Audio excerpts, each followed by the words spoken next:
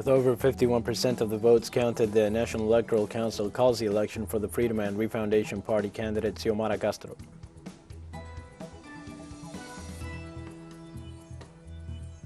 The March for the Homeland and in Defense of Democracy in Bolivia arrived to the capital, La Paz. Talks on Iran's nuclear program between the government of Tehran and Western Powers restarted in Vienna on Monday after being stuck for 5 months.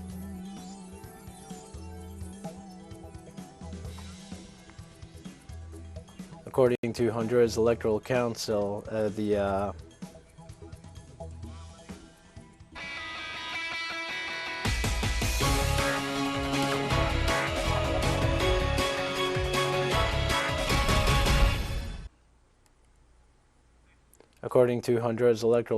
opposition candidate Xiomara Castro held a clear lead over conservative ruling party contender Nasria Sfura.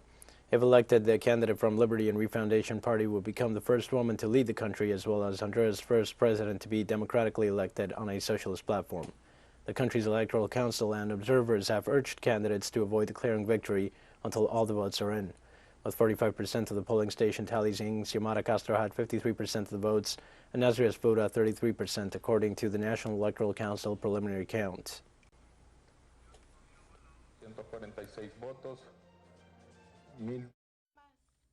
Never again. Women and men from Honduras. We will never abuse again from the. We will never use abusement from the government again. From this moment on, the people of Honduras will be the main hero in Honduras. We are going for a straight democracy. We are going to have a democracy with participation of the people. In Chile, the presidential candidate for the left-wing coalition Apruebo Dignidad, Gabriel Boric, could gain an advantage in the second round of the presidential elections, according to a poll published on Sunday. The data published by the Pulso Ciudadano shows that Boric would obtain 40.4% of the votes in the balloting on December 19th, compared to his opponent from the far right, Jose Antonio Cast, who would obtain 24.5% of the votes. One of the purposes of the survey was to find out the fate of those who voted for Franco Parisi, who in the first round obtained close to 1 million votes, of which, according to the study, 36.8% will go to Gabriel Boric and only 12.4% would vote for Cast.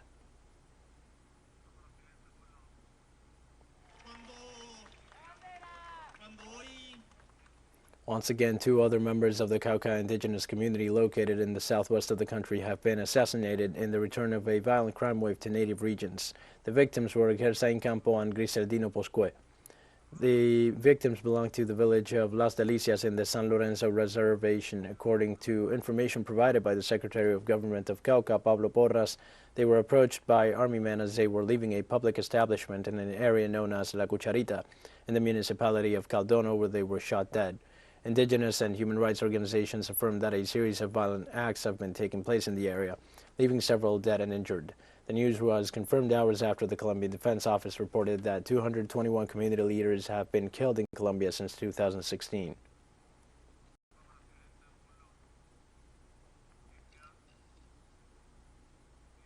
Barbados gets ready to move away from the British monarchy to become the world's youngest republic. On Monday night, Governor-General Sandra Mason will replace Queen Elizabeth II as head of state of the Caribbean island. Ceremonies planned for Monday night will include military parades and celebrations for the inauguration of Mason as president, who will be joined by Prince Charles, heir to the British throne, as a spectator.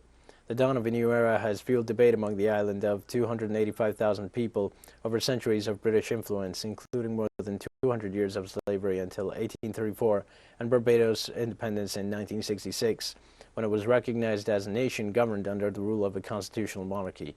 In October this year, Barbados elected Mason to become its first female president, a year after Prime Minister Mia Moore-Motley declared that the country would totally abandon its colonial past.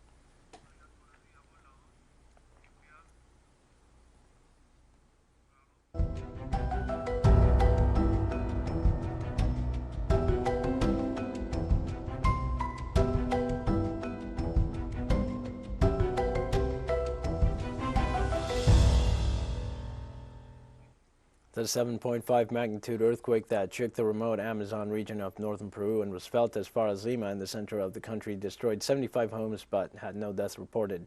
The Seismological Center of the Geophysical Institute of Peru said the earthquake had a depth of 131 kilometers and that the epicenter was 98 kilometers from the town of Santa Maria de Nieva in the province of Condorcanqui.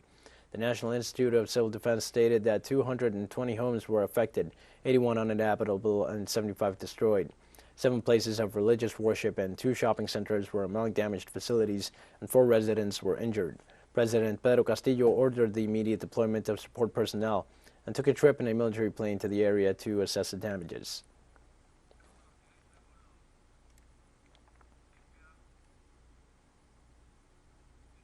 Fierce winds tear away roofs and trees, causing the death of at least 4 people and injuring at least 19 in Istanbul. A powerful storm pounded Istanbul and other parts of Turkey on Monday, killing at least 4 people and causing serious damage in the city of 15 million inhabitants. The Istanbul governor's office said a mother whose roof fell on her and her child, although the latter survived, plus 3 other people were killed in the city. 19 people were injured, including 3 in serious condition. The gusts also knocked down a clock tower. The winds blew away 33 roofs, brought down 192 trees, knocked down 52 traffic lights and road signs, and damaged 12 cars, according to the Istanbul municipality.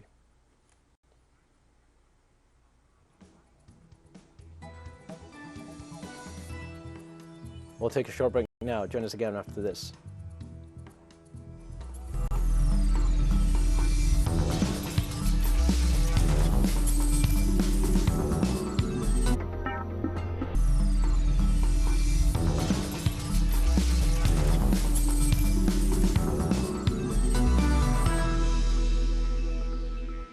The March for the Homeland and in Defense of Democracy in Bolivia arrived to the capital, La Paz.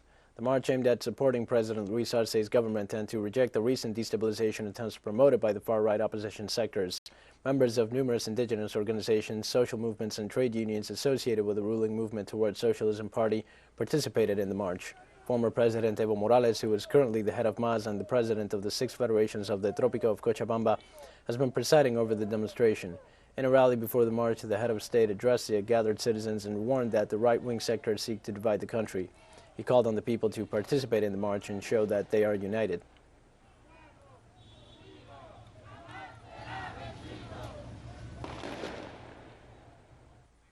Ahead of the march's arrival, a police contingent was deployed to La Paz to guarantee the people's safety. The Vice Minister of Security, Roberto Rios, informed that more than 300 police officers were deployed to protect the integrity and security of the marchers. Rios added that the police will accompany the march. In addition, the respective road closures will be made due to the size of the demonstration to avoid congestion, and attention will be provided in the event of any emergency.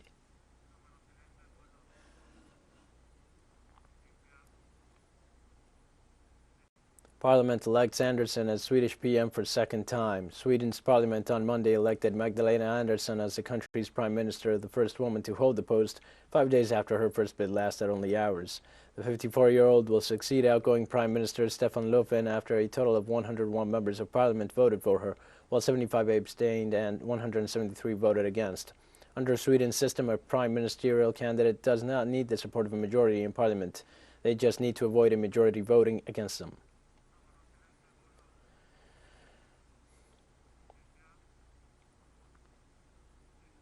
Vietnam President Nguyen Tran Phuc has paid an official visit to Russia on the invitation of his Russian counterpart Vladimir Putin. Vietnamese ambassador to Russia said this important visit will further deepen and lift bilateral comprehensive strategic partnership to a new height in all areas in the new international scenario. It also demonstrates Vietnam's foreign policy of independence, self-reliance, multilateralism, and diversification. Both heads of state will discuss several topics of mutual interest. Among them was to accelerate Russia's supply of COVID-19 vaccines and vaccine technology transfer to Vietnam. Both nations signed a joint statement for strategic partnership in 2001 and issued a joint statement on raising their relations to a comprehensive strategic partnership in 2012.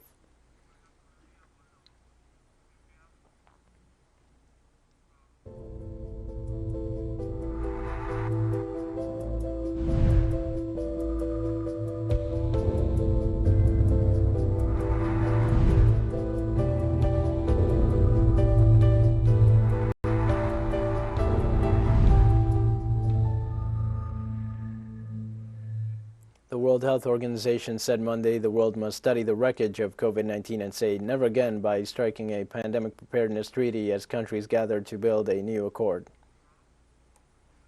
Very emergence is another reminder that although many of us might think we're done with COVID-19,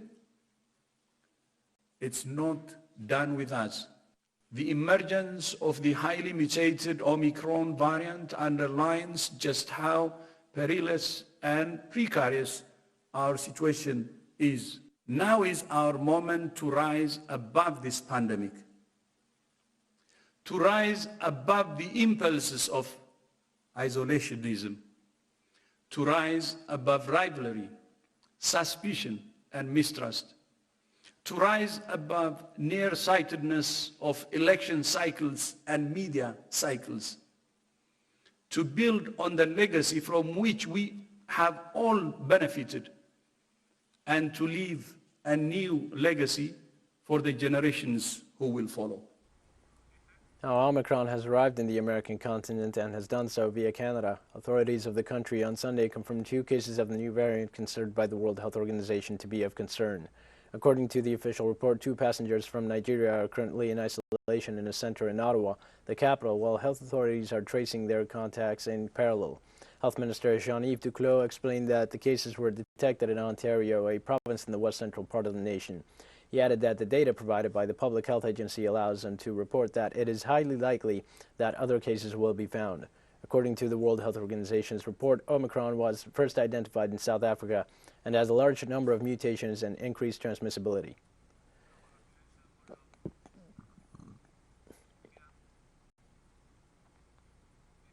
A few moments ago, the government of Portugal confirmed that an outbreak of the new variant of coronavirus known as Omicron has been detected in its territory.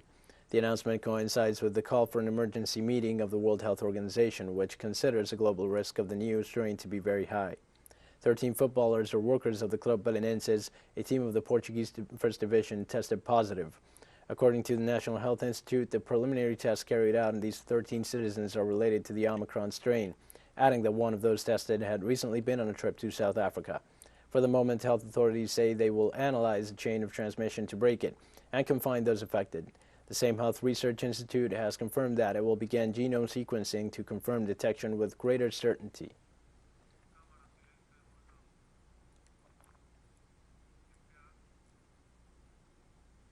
The Netherlands moved into a tougher lockdown amid spiking infections as the country recorded its first confirmed cases of the new, more highly transmissible Omicron variant. Bars, restaurants, non-essential stores, cinemas, and theaters were among the places forced to shut from 5 p.m. until 5 a.m. under the new lockdown. The restrictions took effect hours after Health Minister Hugo de Jong announced that at least 13 travelers who arrived at Amsterdam's airport on Friday tested positive for the new strain. The Netherlands has seen a string of record daily infections in recent weeks, and an earlier partial lockdown appears to have had little effect. Dutch hospitals have warned that intensive care units could become overwhelmed by the end of the week. The Dutch government has mandated that all non-essential surgeries, such as hip replacements, be postponed to free up ICU beds for COVID-19 patients.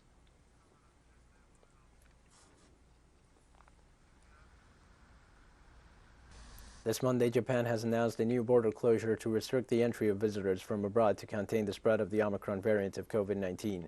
Prime Minister Fumio Kishida explained that the restriction will come into effect from November 30th. It will be implemented on a temporary basis until the situation with the new variant is under control. The Japanese government decided on these measures after the country had eased its entry regulations. Japan also confirmed that it will continue to reinforce quarantine requirements for arrivals from any of the 14 nations where the variant was detected.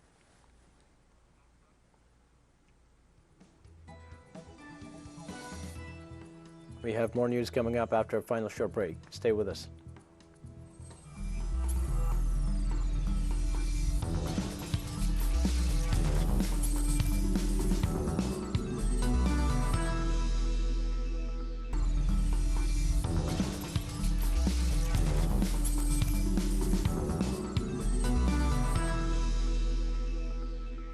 Hi, welcome back. Talks on Iran's nuclear program between the government of Tehran and Western Powers restarted in Vienna on Monday after being stuck for 5 months. The aim of these talks is to reinstate the 2015 nuclear deal, which provided for the lifting of economic sanctions on Iran.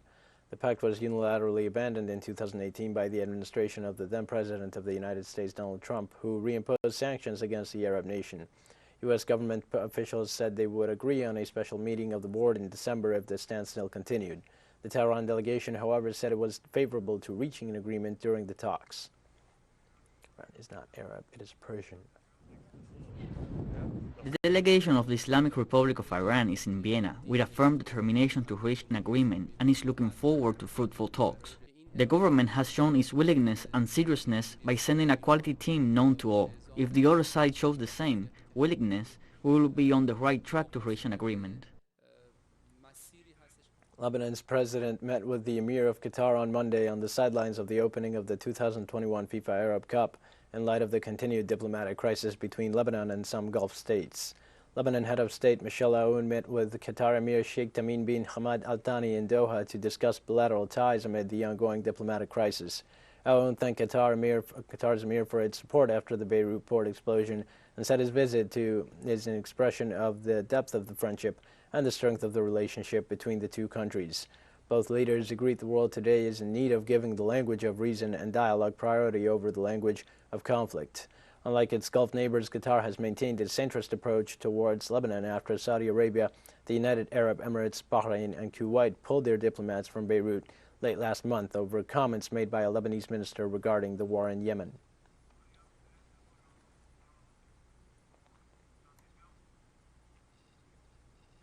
Roadblocks were set up by demonstrators across Lebanon after the currency plummeted to a historic low. Protesters across Beirut, Tripoli, Saida, and other cities closed highways and intersections on Monday morning with their vehicles and put tires and rubbish dumpsters on fire. They called on the government to control the plunging Lebanese pound, which for the past week has hovered at about 25,000 to the United States dollar. The pound has lost about 90% of its value in about 2 years.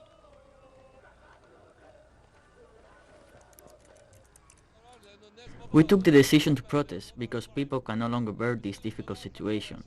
When the US dollar value reaches 25,000 Lebanese pounds, while there are people who can no longer afford food or milk for their children, nor the diabetes and blood pressure medication for their parents, what do you expect them to do? This is the beginning of a movement. It is a first warning. This protest today expresses the pain and the livelihood of the people. Don't mess with us and push us to do what was done in 1970s, when out of hunger, people attacked stores and exchange offices. A Pakistan mob set fire to a police station over Quran desecration. Thousands of people mobbed a Pakistani police station, setting fire to it after demanding that officers hand over a man accused of burning the Quran, police said Monday. The crowd of up to 5,000 people surrounded the police station in Charzada town on Sunday night, also setting fire to more than 30 cars. On Monday morning, around 2,000 people remained outside the police station, burning uniforms of officers. The mob stormed the police station asking to hand over the man so they could burn him alive like he burnt the Holy Quran. The country has frequently been paralyzed in recent years by anti-blasphemy protests waged by the Tehreek-e-Labbaik Pakistan Party, often linked to the publishing of cartoons depicting the Prophet Muhammad by a French satirical magazine, Charlie Hebdo.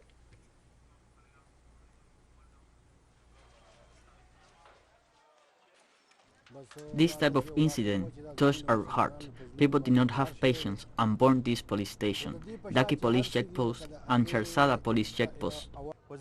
Many incidents like this happen in our country, but the government could not succeed to stop this kind of incidents, and therefore people react this way.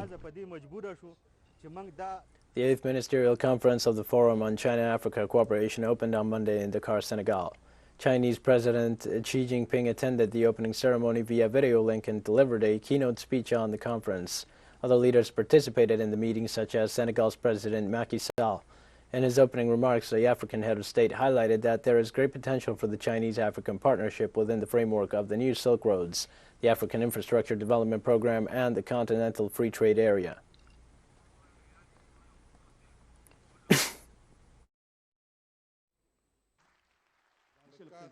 Within the framework of the new Silk Roads, the African Infrastructure Development Program, and the Continental Free Trade Area, there is great potential for the Chinese-African partnership in terms of structuring infrastructure projects. The Ethiopian government announced the Tigray People's Liberation Front massacred women and children in the northern Afar region. The rebels destroyed several buildings and other infrastructure before fleeing. According to government statements, Tigray People's Liberation Front forces proceeded to kill women, children, and many other defenseless people in both Asagita and Mudena towns before they were forced to clear the area by Ethiopian defense forces. The Tigrayan forces destroyed mosques, burned copies of the Quran, and set fire to healthcare facilities, schools, houses, restaurants, and several electric power infrastructures. Over the last few days, official reports confirmed Ethiopia's army has retaken the town of Chifra in the Afar region, its first major seizure from rebellious Tigrayan forces since Prime Minister Abiy Ahmed appeared in the front lines 2 days ago.